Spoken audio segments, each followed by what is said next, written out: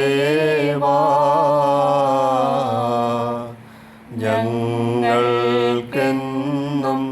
നൽകണമേ നിർമ്മല ഹൃദയം. നിൻ പ്രീതിക്കെതിരാം പാഴാം ചിന്തകളും ദുഷ്ടവികാരവുമെങ്ങളിൽ നിൻ ഒഴിവാക്കണമേ. നമുക്ക് നമസ്കരിക്കാം. പിതാവും പുത്രനും പരിശുദ്ധ റൂഹായുമായ സത്യേക ദൈവത്തിന്റെ തിരുനാമത്തിൽ തനിക്ക് സ്തുതി. ആകാശവും ഭൂമിയും തന്റെ മഹത്വം കൊണ്ട് നിറഞ്ഞിരിക്കുന്ന ബലവാനായ ദൈവം തമ്പുരാൻ പരിശുദ്ധൻ പരിശുദ്ധൻ പരിശുദ്ധൻ ഉയരങ്ങളിൽ സ്തുതി. ദൈവമായ കർത്താവിന്റെ തിരുനാമത്തിൽ വന്നവനും വരുവാനിരിക്കുന്നവനും വാഴ്ത്തപ്പെട്ടവനാകുന്നു. ഉയരങ്ങളിൽ സ്തുതി. ദൈവമേ, നീ പരിശുദ്ധനാകുന്നു. ബലവാനേ, നീ പരിശുദ്ധനാകുന്നു. മരണമില്ലാത്തവനേ, നീ പരിശുദ്ധനാകുന്നു. ഞങ്ങൾക്ക് വേണ്ടി കുരിശിക്കപ്പെട്ടവനേ, ഞങ്ങളോട് കരുണയുണ്ടാകണമേ. ദൈവമേ, നീ പരിശുദ്ധനാകുന്നു. ബലവാനേ, നീ പരിശുദ്ധനാകുന്നു. മരണമില്ലാത്തവനേ, നീ പരിശുദ്ധനാകുന്നു. ഞങ്ങൾക്ക് വേണ്ടി കുരിശിക്കപ്പെട്ടവനേ, ഞങ്ങളോട് കരുണ ചെയ്യണമേ. ദൈവമേ, നീ പരിശുദ്ധനാകുന്നു. ബലവാനേ, നീ പരിശുദ്ധനാകുന്നു. മരണമില്ലാത്തവനേ, നീ പരിശുദ്ധനാകുന്നു. ഞങ്ങൾക്ക് വേണ്ടി കുരിശിക്കപ്പെട്ടവനേ, ഞങ്ങളോട് കരുണ ചെയ്യണമേ. ഞങ്ങളുടെ കർത്താവേ, ഞങ്ങളോട് കരുണയുണ്ടാകണമേ. ഞങ്ങളുടെ കർത്താവേ, കൃപ ചെയ്ത് ഞങ്ങളോട് കരുണയുണ്ടാകണമേ. ഞങ്ങളുടെ കർത്താവേ, ഞങ്ങളുടെ ശുശ്രൂഷയെ നമസ്കാരവും കൈക്കൊണ്ട് ഞങ്ങളോട് കരുണയുണ്ടാകണമേ. ദൈവമേ, നിനക്ക് സ്തുതി. സൃഷ്ടാവേ, നിനക്ക് സ്തുതി. പാപികളായ നിന്റെ അടിയാരോട് കരുണ ചെയ്യുന്ന മിശിഹാ രാജാവേ, നിനക്ക് സ്തുതി. ബാരിക്കുമോ. സ്വർഗസ്ഥനായ ഞങ്ങളുടെ പിതാവേ, നിന്റെ തിരുനാമം പരിശുദ്ധമാകപ്പെടണമേ. നിന്റെ രാജ്യം വരണമേ. നിന്റെ തിരുവിഷ്ടം സ്വർഗത്തിലെ പോലെ ഭൂമിയിലുമാകണമേ. ഞങ്ങൾക്ക് ആവശ്യമുള്ള അപ്പം ഇന്ന് ഞങ്ങൾക്ക് തരണമേ. ഞങ്ങളുടെ അടക്കാരുടെ ഞങ്ങൾ ക്ഷമിച്ചതുപോലെ ഞങ്ങളുടെ അടങ്ങളും പാപങ്ങളും ഞങ്ങളോട് ക്ഷമിക്കണമേ. പരീക്ഷയിലേക്ക് ഞങ്ങളെ പ്രവേശിപ്പിക്കരുത്, പിന്നെയോ ദുഷ്ടനിൽ ഞങ്ങളെ രക്ഷിച്ചുകൊള്ളണമേ. എന്തുകൊണ്ടെന്നാൽ രാജ്യവും ശക്തിയും മഹത്വവും എന്നേക്ക് നിനക്കുള്ളതാകുന്നു. ആമീൻ. കൃപ നിറഞ്ഞ മറിയമേ, നിനക്ക് സമാധാനം. നമ്മുടെ കർത്താവ് നിന്നോടുകൂടെ, നീ സ്ത്രീകൾ വാഴ്ത്തപ്പെട്ടവളാകുന്നു. നിന്റെ ഉദരഫലമായ നമ്മുടെ കർത്താവ് യേശു മിശിഹാ വാഴ്ത്തപ്പെട്ടവനാകുന്നു. ദൈവമാതാവായ വിശുദ്ധ കന്യമർത്തമറിയമേ, പാപികളായ ഞങ്ങൾക്ക് വേണ്ടി ഇപ്പോഴും എപ്പോഴും ഞങ്ങളുടെ മരണസമയത്തും ദൈവം തമ്പുരാനോട് അപേക്ഷിച്ചു കൊള്ളണമേ. ആമീൻ. ബാർക്കുമോർ സർവശക്തനും മഹാദയാലുവും വളരെ കരുണയുള്ളവനുമായ ദൈവമേ, തിരുവിഷ്ടപ്രകാരം ജീവിച്ച് പരിശുദ്ധ സഭയിൽ നിന്റെ ആടുകളെ മേയിച്ചു ഭരിച്ച ശേഷം നിന്റെ കൽപ്പന പ്രകാരം തിരുസന്നിധിയിലേക്ക് വന്നിരിക്കുന്ന നിന്റെ ഇഷ്ടരായ പരിശുദ്ധ മാർ തോമാ ശ്ലീഹ, പരിശുദ്ധ ഗീവർഗീസ് സഹദ, പരിശുദ്ധ പരിമല തിരുമേനിയും പരിശുദ്ധ ദിവന്നാസ്യോസ് തിരുമേനിയും എന്നീ പിതാക്കന്മാരെ ഓർത്ത് ഏഴകളും അരിഷ്ടരുമായ ഞങ്ങളോട് കരുണ ചെയ്യണമേ. നിന്റെ സന്നിധിയിൽ ഞങ്ങൾക്ക് വേണ്ടിയുള്ള അവരുടെ മധ്യസ്ഥത മുഖാന്തരം ഞങ്ങളെ വാഴ്ത്തണമേ. നിന്റെ കൃപയുടെ പക്ഷത്ത് ഞങ്ങളെ ചേർക്കുകയും നിനക്ക് പ്രിയരായ ഈ പരിശുദ്ധ പിതാക്കന്മാരുടെ പാർശ്വങ്ങളിൽ ഞങ്ങളെ മറയ്ക്കുകയും ചെയ്യണമേ. പരിശുദ്ധന്മാരിൽ വസിക്കുന്നവനും അവരിൽ ദിവ്യശക്തി കലർത്തി അവരുടെ ആയുഷ്കാലത്തും മരണശേഷവും അവരുടെ മധ്യസ്ഥത അപേക്ഷിക്കുന്നവർക്കും അവരെ സഹായികളാക്കി തീർക്കുകയും ചെയ്യുന്ന കർത്താവേ, പരിശുദ്ധന്മാരുടെ കൈക്കൊള്ളപ്പെട്ട പ്രാർത്ഥനകളാൽ നിന്റെ പരിശുദ്ധ സഭയെ മുഴുവനായി നീ അനുഗ്രഹിക്കണമേ. സമാധാനത്തിൻ്റെ കാലങ്ങളെ അതിന് നീ പ്രദാനം ചെയ്യണമേ. ദുഷ്കാലങ്ങളെ അതിൽ നിന്ന് നീക്കിക്കളയണമേ. പരിശുദ്ധ പിതാക്കന്മാരെ പോലെ വെടിപ്പിലും വിശുദ്ധിയിലും ജീവിപ്പാൻ ഞങ്ങളെ ഒരുക്കണമേ. പരിശുദ്ധന്മാരുടെ പ്രാർത്ഥനാ സഹായങ്ങളാൽ നിന്നിൽ നിന്നും കരുണയും മനോഗണവും പ്രാപിപ്പാൻ ഞങ്ങളെ യോഗ്യരാക്കണമേ. ഞങ്ങളിപ്പോഴും എപ്പോഴും നിനക്കും നിന്റെ പിതാവിനും പരിശുദ്ധ റൂഹായ്ക്കും സ്തുതിയും സ്തോത്രവും സമർപ്പിക്കുന്നു. ഹോഷോ വബകുല സുബാൻ ലവൽ മിൻ. ആമേൻ. Glory be to the Trinity. Beloved Tirmeni, respected Achins, and all my beloved listeners, I would like to thank Almighty for this wonderful opportunity to be a part of the ministry. Today, I am going to speak about St. John chapter 21, verse 1 to 14. Most of us are familiar with this sermon. Still, I'll give a small gist about it. The sermon starts with St. John chapter 21, verse 2. Simon Peter, Thomas, called the twin, Nathanael, the one from Cana in Galilee, the sons of Zebedee, and the two other disciples of Jesus were all together. Simon Peter said to others, I am going fishing. We will come with you, they told him. So, what we can understand through these two verses is that Simon Peter is going to fishing. Earlier, as we read, all of these are disciples, but after the crucifixion and resurrection of Christ, it has never been mentioned, but they don't quickly go after with the apostolic work. They go back to the civilian life, they go back to fishing. So, Simon Peter, among with other disciples, go to catch fish in the Sea of Galilee. And they stay there all night and try to catch fish, but as we read, we know that they catch none. They try and try and try, but they cannot catch any fish. And then they see a man on the shore who asks them, Young man, have you caught any fish? To this the disciples answer, No, we haven't. And then the man standing on the shore says to them, Okay, throw the net on the right side of your boat. So here the disciples does not understand that the man commanding them to throw the net to the right side of the boat is Jesus himself. And they just listen to the unknown stranger who is telling them.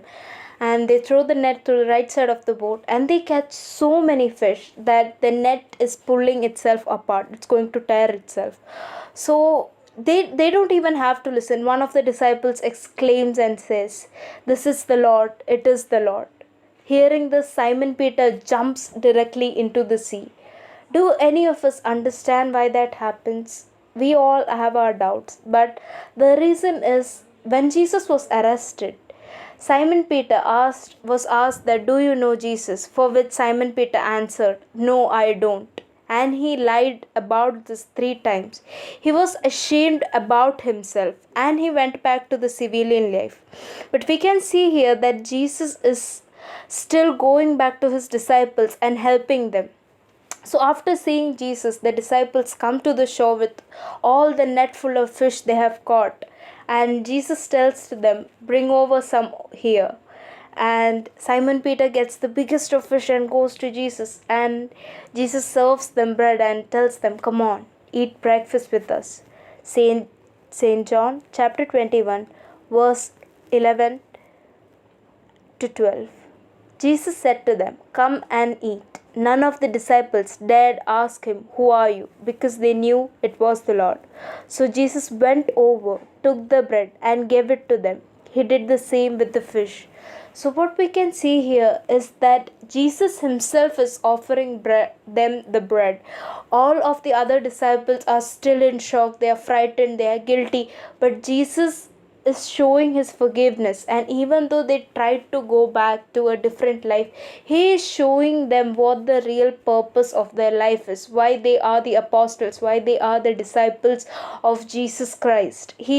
And it is said here itself in verse 14, This then was the 3rd time Jesus appeared to the disciples after he was raised from the dead. So this is the 3rd time he's coming back to his disciples and showing them that the motive of your life is to go to people, preach the word of the God.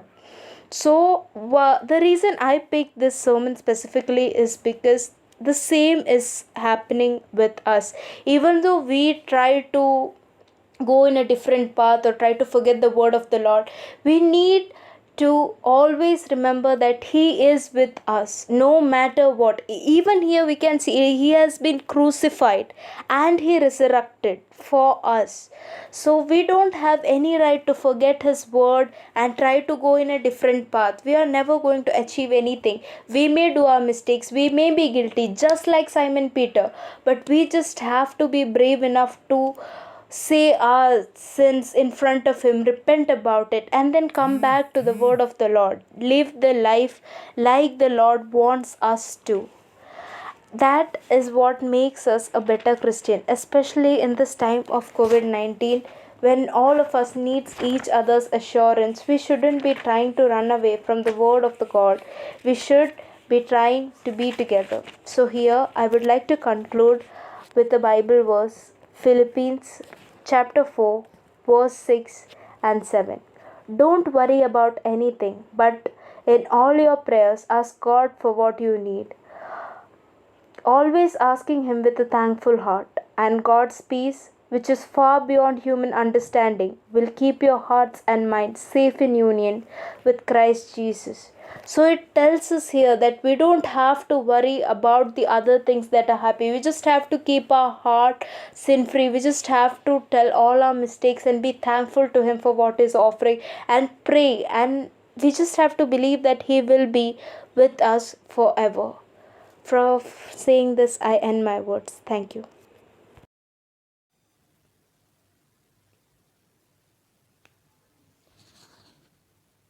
ആത്മാവിൽ ദരിദ്രരായവർ ഭാഗ്യവാന്മാർ, സ്വർഗരാജ്യമഹോ അവർക്കുള്ളതാകുന്നു. ആ സ്വർഗരാജ്യമഹോ അവർക്കുള്ളതാകുന്നു. ഈ ലോകേ ദുഃഖിതർന്നൽ ഭാഗ്യവാന്മാർ, ആ മനുജർക്കാശ്വാസം ലഭ്യമായിടും. ആ മനുജർക്കാശ്വാസം ലഭ്യമായിടും. ആത്മാവിൽ ദരിദ്രരായവർ ഭാഗ്യവാന്മാർ, സ്വർഗരാജ്യമഹോ അവർക്കുള്ളതാകുന്നു. ആ സ്വർഗരാജ്യമഹോ അവർക്കുള്ളതാകുന്നു.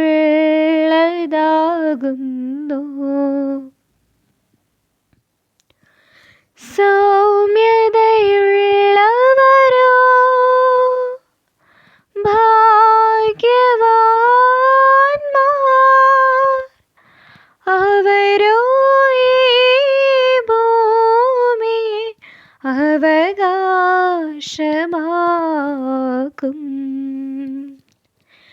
നീതിക്കു വിശന്ന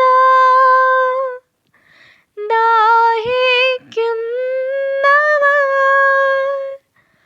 ഭാഗ്യവാന്മാരാണവർക്ക് സംതൃപ്തി വന്നിടും. ആത്മാവിൽ ദരിദ്രരായവർ ഭാഗ്യവാന്മാർ, സ്വർഗരാജ്യമഹോ അവർക്കുള്ളതാകുന്നു. ആ സ്വർഗരാജ്യമഹോ അവർക്കുള്ളതാകുന്നു. കരുണാമാനസാമനുജർ ഭാഗ്യവാന്മാർ,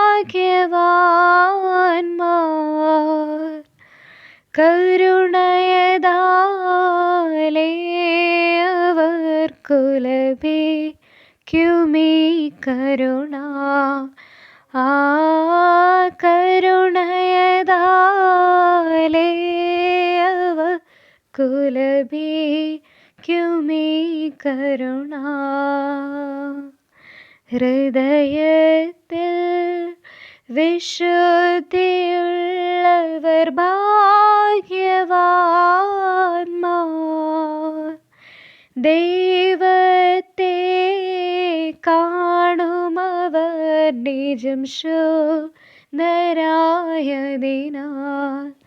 ആ ദൈവത്തെ കാണുമവർ നിജം ശുദ്ധരായതിനാൽ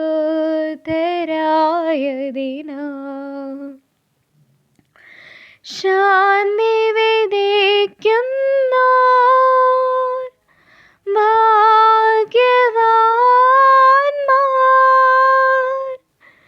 വിളിക്കപ്പെടുമവർ ദൈവത്തിൻ പുത്രരതായെന്നും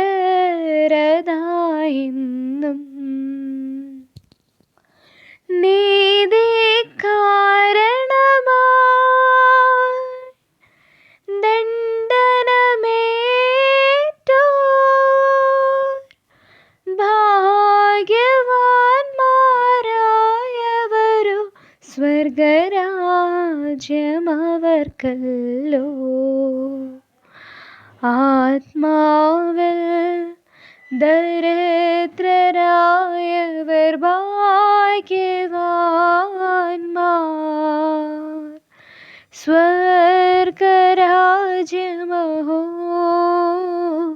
അവർക്കുള്ളതാകുന്നു ആ സ്വർഗരാജ്യമഹോ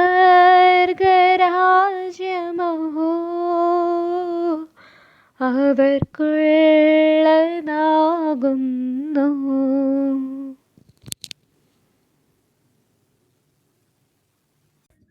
Glory to God in the highest, most beloved Tirmini, all revered priests, elders, and my dear friends in Christ. Greetings to all in the name of our Lord and God.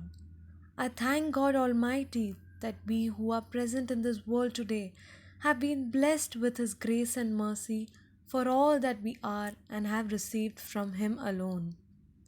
Thanking Bombay MG Simantheo Ministry for giving me a chance to speak the word of God from this humble heart.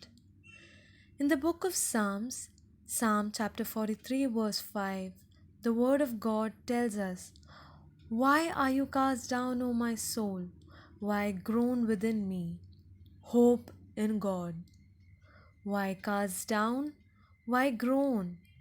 Hope in God. Among all the virtues, hope is the most pleasing to God because it is based upon His infinite love, infinite mercy, and goodness. And hoping in God doesn't come naturally. We have to preach it to ourselves every day, remind ourselves of it. And hoping in God comes from a conviction, knowing God is all powerful, God is a stronghold, our strength, and He can do all things. And this is built on the foundation of faith. What is hope? In the worldly sense, it would mean to acquire something for our own good, to fulfill our desires. For example, I hope I get a job. I hope I crack this exam. I hope I don't fall sick, and so on. But when we express this kind of worldly hope, we're also expressing uncertainty. I don't know whether it's going to happen or not, but I hope something good happens. But this is not biblical hope. This is not the hope that God wants us to have in Him. What is a biblical hope then? It is not just a desire for something good to happen, but also to have a confident expectation. There is a moral certainty that is attached to biblical hope, that it will happen.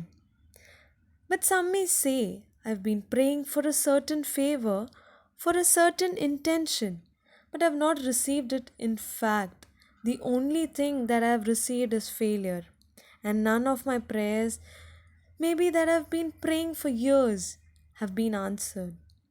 What kind of hope can I have in God then? We may have a feeling that God does not hear our prayers. He does not pay heed to our words that we put forth to Him even after incessantly praying, after showing so much of faith.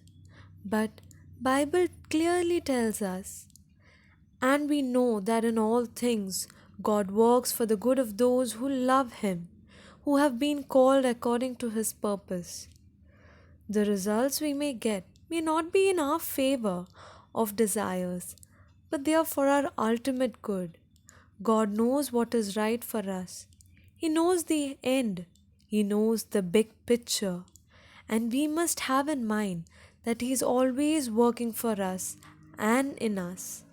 And therefore, whatever circumstances we face, whatever may bring us down, we should still hope in God.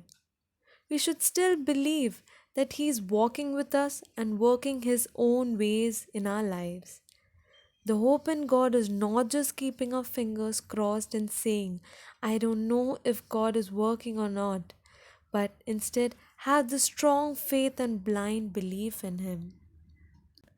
If we reflect on the life of Saint Joseph, we see that he was a man of hope. When he came to know that Mary was already with a child, he decided to leave her quietly. That's when God intervened, and in a dream, God told him not to be afraid. And the fear that Joseph was filled with was turned into faith and hope in God. The enemy of hope is discouragement and despair. Discouragement is when we think that nothing is going to be easy and things might even fall apart.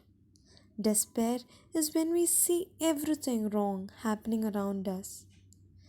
Discouragement and despair weighs us down and makes us feel helpless. With a sense of hopelessness comes a feeling of fear of the things around us. When Joseph came to know about the plan of King Herod slaughtering the male children, God helped him. God came to him in his dream and told him to take his wife Mary and baby Jesus and flee to Egypt. He could have thought that at one side God told me that this is the Son of God, and here he is telling me to leave this place and run away. But what he decided was to still go through the trials and tribulations and hoping and trusting in God and doing things according to His will. We may think that when God comes to us or when we experience God's love, everything will be easy. This notion is completely wrong. Modern day prophets say that once we accept Jesus Christ as our Savior, everything will be easy. We might not have to face any difficulty in life. But this is not what God wants. Jesus Christ Himself said that whoever follows Him will have to face trials and tribulations and undergo many difficulties under His name. And that is where He teaches us to be strong and bold in our faith in Him and keep loving Christ for what He's done for us. For the Bible says, through the words of Saint James in his book, chapter 1, verse 2, My brothers and sisters, consider yourselves fortunate when all kinds of trials come your way. For you know that when your faith succeeds in facing such trials, the result is the ability to endure. And in connection with this, even in Romans chapter 5, verse 3 to 5, St. Paul says that we can rejoice in our sufferings because we are a people of hope. Not only that, but we rejoice in our sufferings, knowing that suffering produces endurance, and endurance produces character, and character produces hope, and hope does not put us to shame, because God's love has been poured into our hearts through the Holy Spirit who has been given to us. So, how can we have hope when everything looks hopeless? In the midst of suffering, we can rejoice because these challenges cause us to rely on God's presence, on God's provision, on God's power. Rejoicing in suffering does not mean celebrating when bad news comes, but it does mean that we can believe that God is doing a redemptive work. This word redemptive means that God does not waste a hurt or disappointment. He is using them to shape and build us into the image of Jesus, which is the highest passion. If we think about it, when we go through suffering, we often pray and seek God more intensely than at other times. Don't you think that such moments have been the most powerful ones in our lives, which has brought us growth mentally and spiritually? God uses suffering to make us rely on His presence. In Psalm chapter 23, verse 4, David writes that he does not fear because God is with him. He relies in God's presence and it brings him strength and utmost comfort. We can't determine God's love for us based on good or bad circumstances. We determine His love based on the cross and what He did for us on it.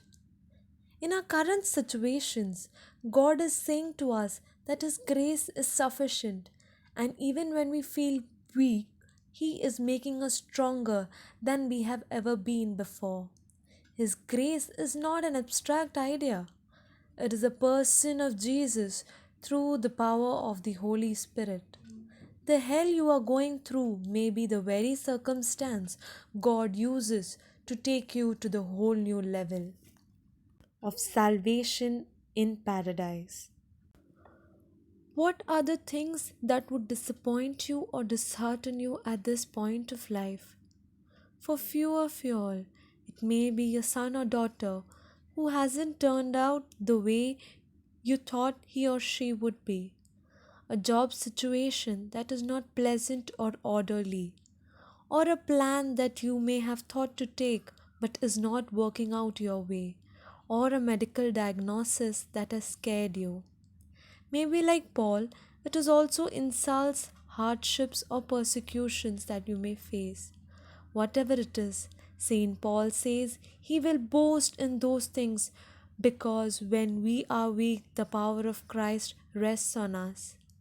The greater the enemy comes at you, the greater Jesus is in you. A popular Christian song recites like this: When I am down and weary, when troubles come and burdened is my heart, you raise me up to stand on the highest mountains and the most stormy sea. Maybe you may hear voices telling you to just quit, give up, and let it go. But don't stop. When you are weak, He will be strong. Remember, the greater the attack against you, the greater Christ is in you. But you have to rely on His presence and His power. This week, take a moment to write down what you are suffering from or struggling with and place it in an envelope. On the outside, write, God's got this, and He is transforming me and through me every situation around me. Now, when that challenge comes to mind, remember to rely on Him.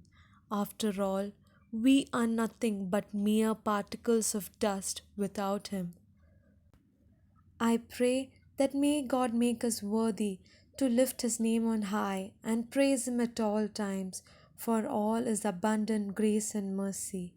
May God bless us all. Thank you.